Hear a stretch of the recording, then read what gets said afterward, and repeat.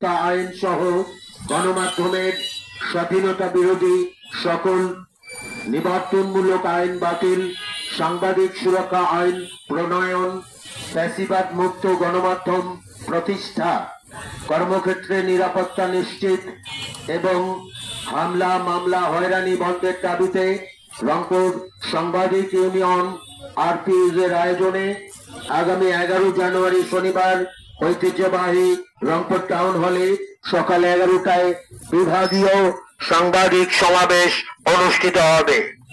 সমাবেশের উদ্বোধন করবেন 24 জুলাইয়ের বিপ্লবে শহীদ সাংবাদিক তাহির জামান পিওর গর্বিত মা জুলাই স্মৃতি ফাউন্ডেশনের সদস্য জনাব শামসিয়ারা জামান কলি। এতে প্রধান অতিথি থাকবেন বাংলাদেশ ফেডারেল সাংবাদিক ইউনিয়ন বিএফইউজের ভারপ্রাপ্ত সভাপতি বর্ষিয়ান সাংবাদিক নেতা জনাব মোহাম্মদ ওবায়দুর রহমান শাহিন।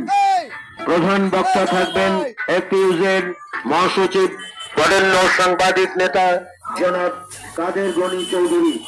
বিশেষ অতিথি থাকবেন এফইউজের সহকারী মহাসচিব ডক্টর সাদিকুল ইসলাম স্বপন, সাংগঠনিক সম্পাদক এরফানুল হক নাহিদ, ঢাকা সাংবাদিক ইউনিয়ন টিউজের সভাপতি জনাব মোহাম্মদ শহীদুল ইসলাম, বাংলাদেশ সংবাদ সংস্থা বাসাসির পরিচালনা পর্ষদ সদস্য, দৈনিক যুগের আলোর প্রকাশক সম্পাদক জনাব মমতাজ শিরিন বর্ষা।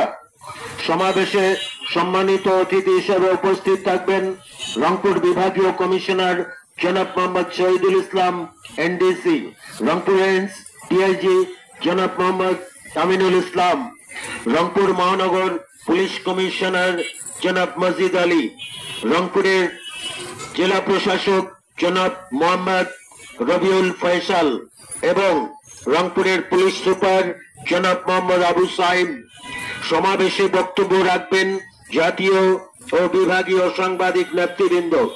সভাপতিত্ব করবেন রংপুর সাংবাদিক ইউনিয়ন আরপিইউজের সভাপতি জনাব সালেকুজ্জামান সালেক।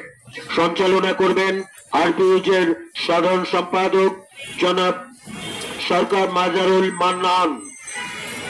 আগামী 11 জানুয়ারি শনিবার সকাল 11টায় রংপুর টাউন হলে সাংবাদিক সমাবেশে সকল গণমাধ্যম কর্মীকে বিনীত আমন্ত্রণ।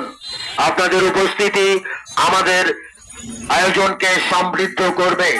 বিনম্র আমন্ত্রণে রেজাউল করিম মানিক আহ্বায়ক, বাদশাহ উসমানী সদস্য সচিব, সাংবাদিক সমাবেশ বাস্তবায়ন কমিটি, রংপুর সাংবাদিক ইউনিয়ন আরপিইউজে রংপুর।